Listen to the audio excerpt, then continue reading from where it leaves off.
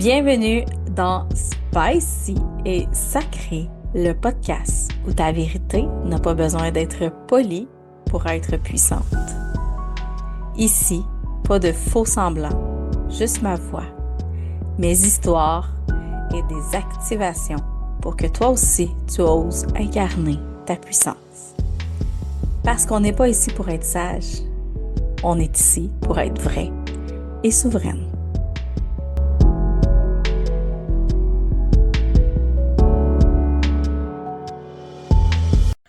Hola!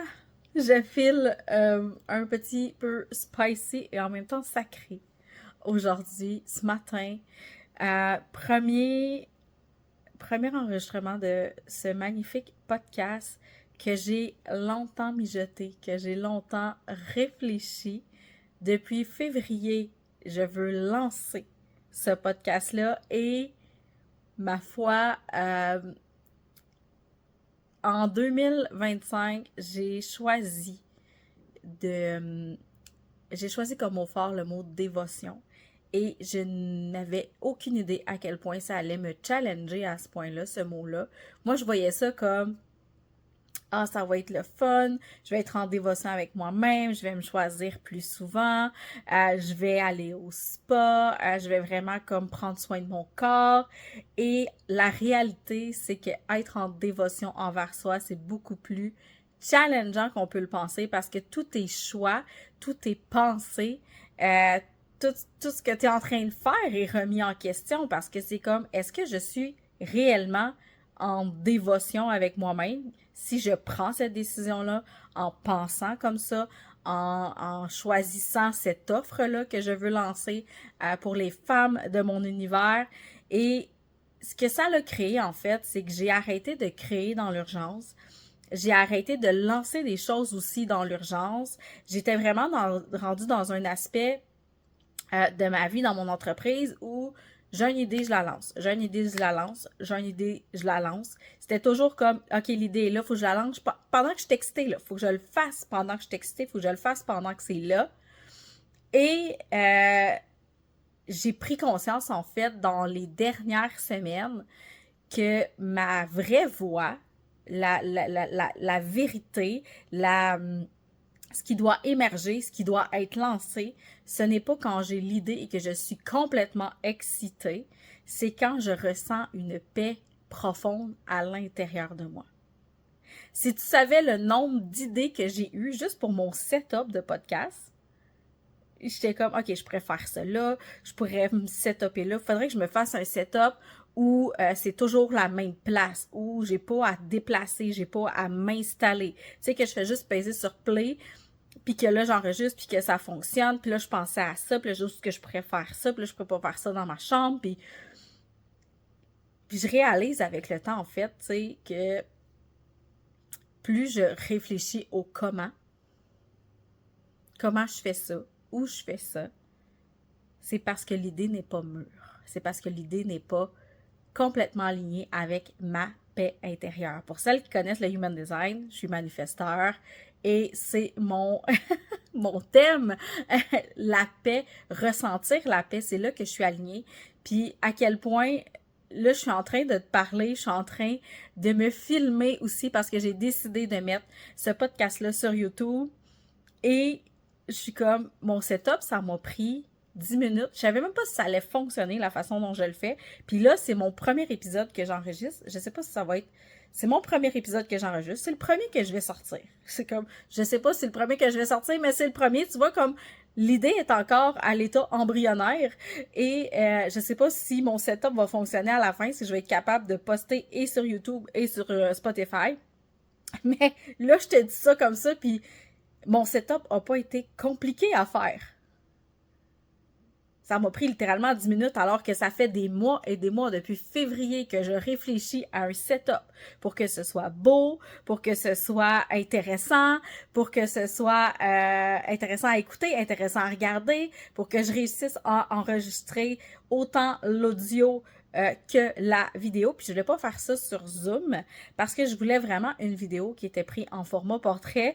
Fait que là, je réfléchissais à tout ça puis j'étais comme, OK, comment je vais faire ça? Puis tu sais, je suis pas non plus une pro de la techno du podcast encore. Fait que ça pour dire que quand c'est là, quand c'est aligné, quand c'est exactement ce que je dois faire, c'est là que tout est facile, tout coule, tout est fluide, tout est vraiment comme, c'est là que ça se passe. C'est un peu comme quand j'ai lancé ma retraite il y a 2 semaines. Je vais vous raconter ça peut-être. En tout cas, j'ai tellement de choses à vous dire. Je retrouve cette envie de venir vous parler. Bref, j'ai tellement de choses à dire que je vais essayer de pas trop m'éparpiller. Mais quand j'ai lancé ma retraite il y a 2 semaines, normalement, je passe des mois et des mois à... Ben, des mois et des mois. J'exagère, là. Des semaines et des semaines, mettons. À chercher un chalet, le chalet parfait, dans l'endroit parfait, avec le nombre de chambres parfaites, avec le montant que je veux mettre pour cette retraite-là, puis les disponibilités aussi, quand est-ce qu'il est disponible et tout. Et la nuit d'insomnie que j'ai fait, que j'ai comme me suis dit, OK, ça me tente de faire une retraite, ça fait depuis le mois de janvier que je veux faire une retraite à l'automne. Et je repoussais, puis j'avais tendance à lancer mes retraites quand même très tôt, comme 6 mois, 7 mois, 8 mois d'avance, en me disant c'est plus facile à planifier pour les gens, peut-être que c'est plus facile aussi financièrement, étant donné que les options de paiement sont plus larges. T'sais, on peut faire un plan de paiement sur, mettons, sur 8 mois, sur 6 mois. Et là, ça a donné que je me suis dit, non, je fais une retraite à la fin octobre. J'ai trouvé 2 chalets qui concordaient avec mes critères. Et, ben en fait, les 2 chalets avaient tous mes critères. Fait que là, je me suis dit, OK, c'est quoi les chances que là, maintenant, ça prenne pas des semaines et des semaines avant que je trouve un chalet? Ça prend pas des semaines avant que je me décide quelle date j'y vais. Avant que c'est comme, c'était là. C'était maintenant. Je me sentais complètement, j'étais super excitée, mais je me sentais complètement en paix avec cette décision-là. J'étais pas dans le stress de ne pas booker mes places. J'étais pas dans le « Oh, mais là, ça donne pas assez de temps aux gens. » Ben là, ça me donne pas assez de temps pour faire mon plan de lancement. Ça me donne pas... J'ai pas fait de plan de lancement non plus. Chose que que je faisais pas avant. Fait que ça a vraiment été un espèce de « OK, là, je suis en train de tester cette nouvelle façon d'être, de faire, d'avoir. J'ai des idées. » Et j'attends avant de les mettre en place, puis je vois à quel point ça m'apporte une paix intérieure incroyable. Donc, tout ça pour dire qu'aujourd'hui, premier épisode de podcast qui m'a pris 10 minutes à installer mon setup. Je suis comme, c'est maintenant que ça se passe. Puis j'avais envie de te partager dans ce premier épisode-là le pourquoi. J'ai décidé de reprendre un podcast pour celles qui me connaissent, qui m'ont suivi dans les dernières années. J'ai parti un podcast il y a 2 ou 3 ans, je me rappelle pas, je pense que c'est 3 ans, qui s'appelait Mouton Noir. Les épisodes sont encore là, sont encore disponibles. Où est-ce que là, j'étais plus dans une phase de rebelle, mouton noir de la famille. Je m'en vais assumer que je pense que la façon dont je pense, c'est out the box. La façon dont je vois les choses aussi, c'est pas très aligné avec ce que la société essaie de nous faire gober, nous faire croire. Et j'ai fait, je pense, 8-10 épisodes. Je me rappelle pas exactement combien d'épisodes j'ai fait et j'ai arrêté là. Parce que je le faisais dans une énergie de j'essaie tellement de réussir, j'essaie tellement d'être vue, d'être reconnue, j'essaie tellement de trouver la façon qui va me donner cette vision-là, cette visibilité-là envers les femmes que je veux attirer dans mon univers, que je veux aider, que je veux accompagner, que je cherchais tous les moyens possibles pour être entendue, être vue. Et j'avais décidé à ce moment-là de choisir le podcast parce que pour moi, c'était quelque chose de simple. Puis le podcast, il n'y avait pas de vidéo dans ce temps-là. Fait que c'est comme, je fais juste ouvrir mon micro, puis je lance ça, puis après ça, je le mets sur Spotify et c'est fait. Fait que c'était comme une façon pour moi d'aller chercher une audience différente par rapport au podcast. Et j'ai fait 8 épisodes. Puis là, je m'exigeais de faire un épisode par semaine, un épisode par mois. Je me suis dit, OK, je vais revenir au mois. Puis tu sais, là, moi, m'exiger des choses. Je m'exigeais beaucoup de choses dans ce temps-là. Je me suis beaucoup exigée, en fait. en business. Et cette fois-ci, pourquoi je lance ce podcast-là? En février, c'était pas clair à quel point... c'était pas clair pourquoi je voulais lancer un podcast, au final. C'était comme... Moi, j'aime ça, parler. Ça, je te dis, j'ai plein de choses à dire, mais c'est comme, OK, limite-toi à une chose pour cet épisode-là. Et j'ai réalisé la semaine dernière que ma voix, elle était énormément blessée. Je fais partie du Club des oratrices visionnaires avec Stéphanie Mété et j'ai écouté un des programmes qu'elle nous a offert dans cet espace-là sur les quatre archétypes.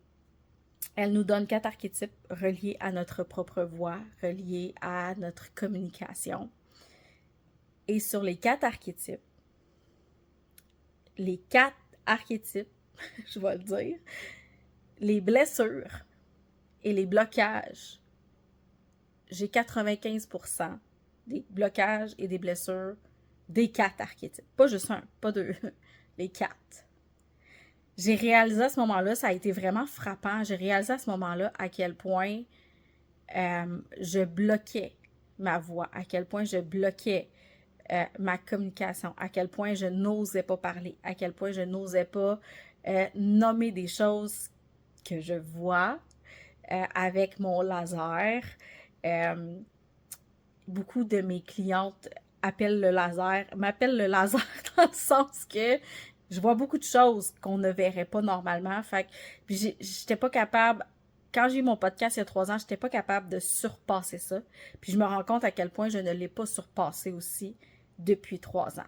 Et quand j'ai réalisé à quel point j'étais bloquée au niveau de cette voie-là, au niveau de parler, juste te dire ce que je pense, ce que je ressens, ce que je suis en train de vivre, à quel point j'ai peur de ma vulnérabilité, je me suis dit, en fait, ça a popé hier, ou avant-hier, que le podcast, ça allait être mon initiation. Ça allait être une initiation où j'allais développer cette voie-là, où j'allais surpasser tous les blocages qui sont présents. T'sais, on parle de la peur d'être imposteur, la peur de dire des choses qui pourraient blesser les autres. Il faudrait que je retrouve la liste, là, mais c'est tellement frappant à quel point je n'ose pas parler, à quel point je n'ose pas nommer les choses, à quel point je n'ose pas juste ouvrir le micro et faire comme « Hey, j'ai quelque chose à te dire. J'ai quelque chose à te partager. » Je suis en train de vivre une initiation, je suis en train de vivre quelque chose, puis je pense que ça pourrait vraiment résonner avec ce que tu vis. Ça fait longtemps que j'ai envie de ça. Ça fait longtemps que j'ai envie de te partager ces choses-là.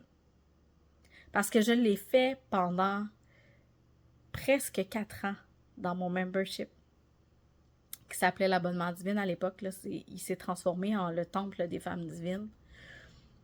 J'ai beaucoup partagé dans cet univers-là, mais c'était mon petit cocon, c'était mon petit univers sécuritaire avec des femmes qui étaient là pour moi. C'était pas, tu sais, je dis pas que t'es pas là pour moi, t'es en train de m'écouter. Clairement, après 15 minutes, c'est parce que t'es là pour m'écouter puis t'es là pour moi. Mais je savais qui m'écoutait.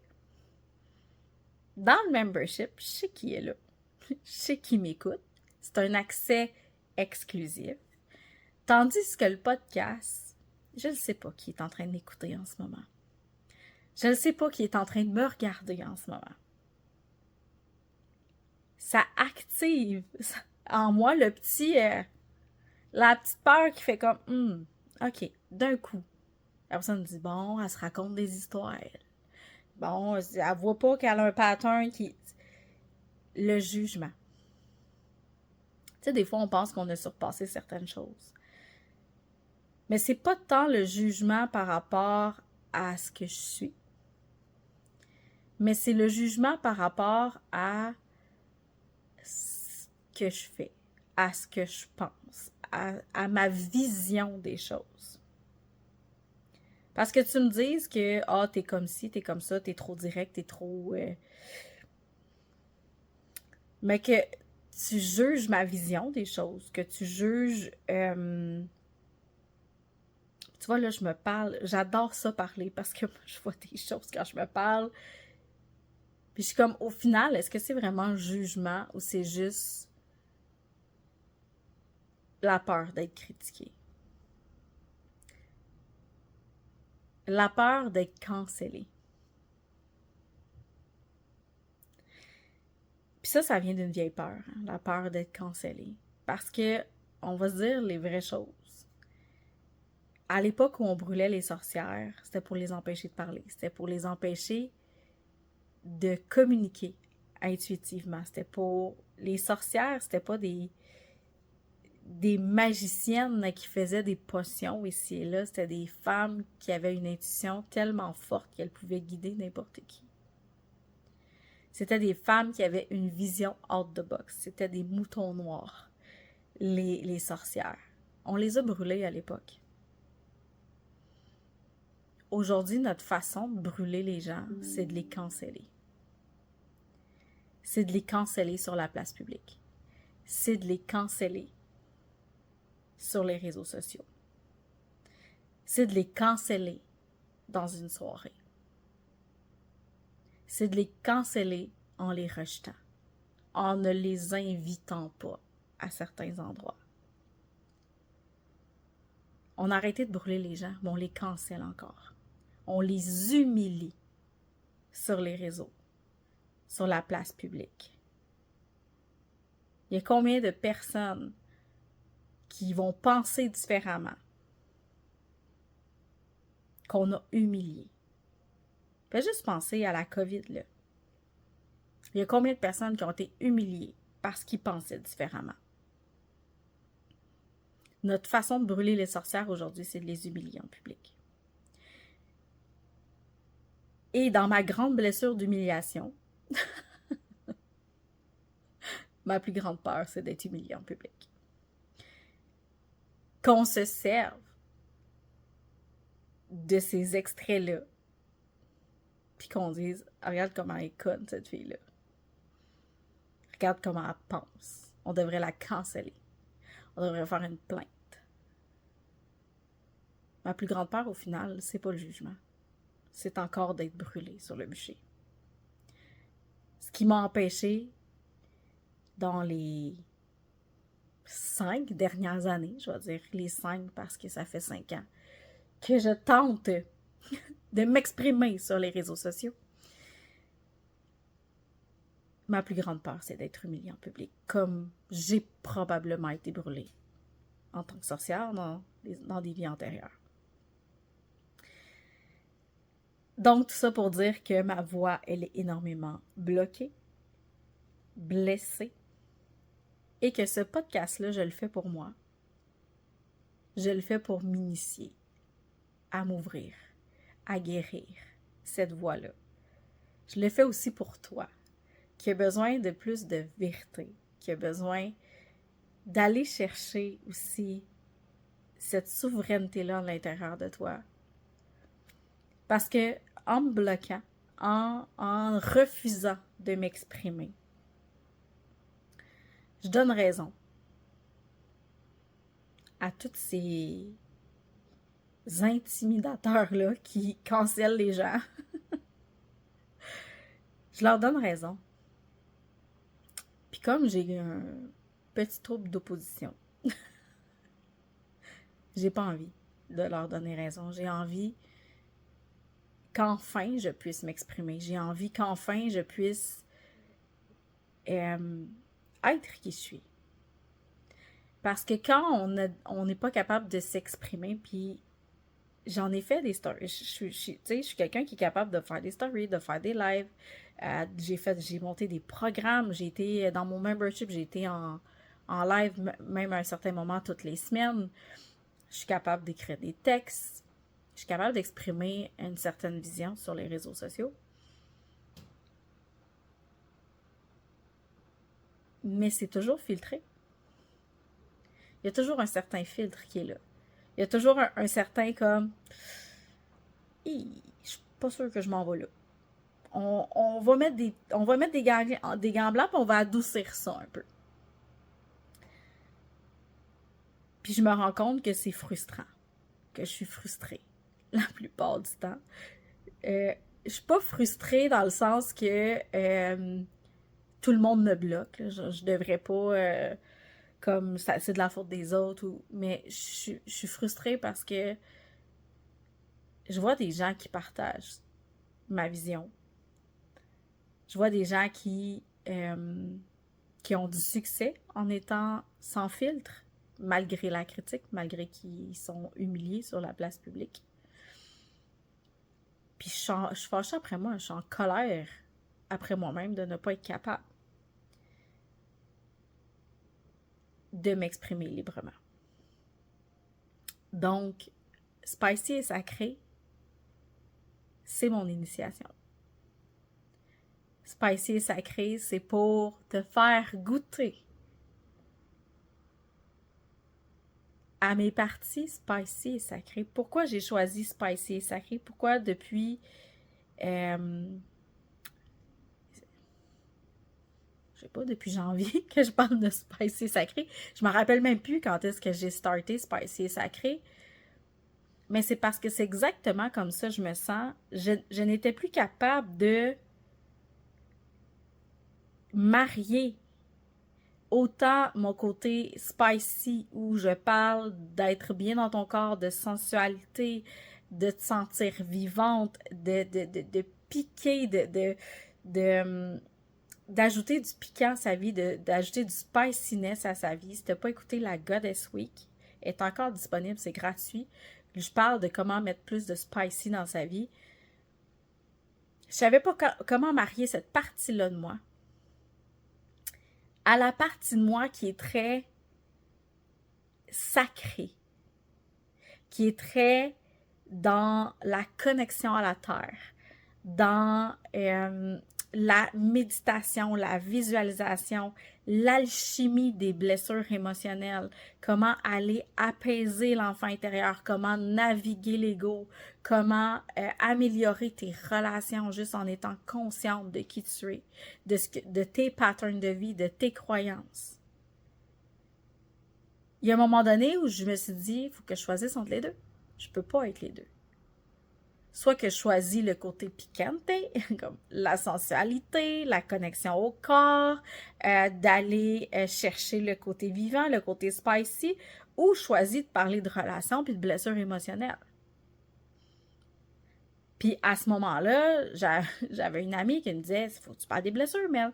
Faut que tu parles des blessures émotionnelles. C'est ça ta force. T'en parles comme personne n'en parle, puis t'en parles comme... À chaque fois que t'en parles, on comprend tout. Puis j'étais comme, oui, c'est vrai. Puis là, je me disais, OK, je vais focusser là-dessus. Puis là, je focusais là-dessus, puis là, j'étais comme, moi, mais il manque de spicy. Genre, je veux du spicy, là. Fait que j'étais comme en train de jongler. Je m'étais même partie une autre page Instagram qui s'appelait Blessures émotionnelles. Fait que je me suis dit, je vais les séparer. Je vais avoir ma page spicy, je vais avoir ma page sacrée, ma page blessures émotionnelles. Puis, comme moi, en tant que manifesteur, là, avoir deux pages Instagram, c'est trop pour moi. Fait que là, j'avais de la misère à faire, OK, là, je suis dans mon spicy, là, je suis dans mon sacré. Des journées, c'était les deux. Puis là, j'étais comme, qu'est-ce que je mets dans une, qu'est-ce que je mets dans l'autre? Comment je fais pour faire des offres pour une, des offres pour l'autre? Tu sais, si des gens qui veulent plus de spicy, ils vont aller vers ces offres-là. Des gens qui veulent aller plus vers les blessures émotionnelles, le sacré, ils vont aller... Puis là, j'étais divisée, j'étais séparée à l'intérieur de moi. Je me séparais. Je vibrais carrément à la division. Je n'étais même pas capable d'être unie avec moi-même dans mes deux sphères. Dans ma grande blessure de trahison. Fallait que je sépare les deux parties de moi. La trahison, c'est la division, c'est la séparation. Fait que j'étais en train de me diviser, j'étais en train de me séparer en deux. Ça faisait pas de sens. J'étais toujours en réaction de faire... C'est quoi ma vraie magie? C'est comment je peux marier les deux? Comment je peux marier ces deux pôles-là à l'intérieur de moi? Puis j'arrivais pas à les marier. J'étais comme, ça va pas ensemble, on peut pas pleurer, puis après ça, OK, on est dans notre sensualité. Oui, on peut. J'avais juste pas trouvé comment l'aborder. J'avais juste pas trouvé comment l'amener. Puis tu vas le voir, tu vas le ressentir au fil des épisodes de podcast que tu vas écouter. Il y a des fois où je suis vraiment dans le deep down. J'ai pas peur, moi, d'aller dans le deep. J'ai pas peur d'aller dans ma profondeur, dans mes noirceurs. J'appelle ça mon côté sacré, mon côté, mon intérieur, mon côté qui est très connecté à elle-même, connecté, très consciente. Mais des fois, je suis sur le high, puis c'est comme, OK, on part en retraite, les femmes, puis c'est là que ça se passe. Puis on va aller toucher à notre sensualité, on va danser, on va chanter, on va être vivante. Je peux pas séparer ces deux parties-là de moi. C'est ce que je suis. Ça a toujours fait partie de moi. En une soirée avec moi, tu peux passer de je vis ma best life, je chante, je danse, je me file à oh my god, je pleure ma vie parce que jamais je me suis sentie comme ça. Puis là, on va aller deep dans le OK, tu peux-tu aller guérir cet enfant-là qui n'a pas été capable de vivre sa joie? C'est plein d'émotions. C'est une montagne russe d'émotions est avec moi. Fait que spicy et sacré, c'est ça. C'est de s'autoriser juste à vivre l'expérience humaine. Autant du côté spicy que du côté sacré. Parce que la vie, c'est pas une ligne droite. Puis je dis tout le temps, si ta vie, c'est une ligne droite, c'est peut-être parce que t'es morte à l'intérieur. Parce que si on prend l'image de l'électrocardiogramme, ce qui nous indique qu'on est en vie, c'est qu'il y a des lignes de haut en bas et une ligne droite entre les deux. On vit un down, après ça, il y a un gros up, après on a un petit moment de stabilité, et ça redescend, et ça remonte, stabilité, ça redescend, ça remonte, stabilité, ça redescend, ça remonte, stabilité. C'est ça la vie, c'est ça être en vie. On se fait croire que la stabilité, c'est être en vie. C'est ça, vivre, la stabilité. Mais on appelle ça de la peur. Pour moi, c'est de la peur. Parce qu'il n'y a pas plus mort qu'une stabilité. La peur de vivre des hauts, des up and down, la peur d'être instable, c'est parce qu'on ne se fait pas confiance. On ne se fait pas confiance dans l'inconfort puis dans l'insécurité. Mais plus on va naviguer ça, plus c'est là qu'on va vivre le spicy et le sacré, puis qu'on va se sentir vivante. Oui, il va y avoir des ups. Oui, il va y avoir des deep down. Mais comment tu navigues ça chaque jour? Parce que la vie, c'est pas juste un high, c'est pas juste une bonne vibration, c'est pas juste un high vibration. Des fois, c'est du low, des fois, c'est de la peine, c'est des deuils, c'est de la colère, c'est des blessures. On ne peut pas nier ça. Ça va toujours être là. C'est comment tu navigues ça. Est-ce que tu as les outils pour naviguer toutes ces up and down là? Parce que ça peut être inconfortable, le down, là, le deep down, les blessures, ça fait mal. On les ressent physiquement, nos blessures émotionnelles, ça fait mal. Mais est-ce que tu es confortable aussi à ressentir l'amour puis la joie? Des fois, on se maintient en stabilité entre les deux, juste pour ne pas ressentir ce qui est là, parce que c'est inconfortable. Autant le deuil, la peine est inconfortable à ressentir que la joie puis l'amour constant. Fait qu'on est là à essayer de garder l'équilibre, à essayer de garder l'eau calme. Parce que autant un que l'autre, c'est inconfortable.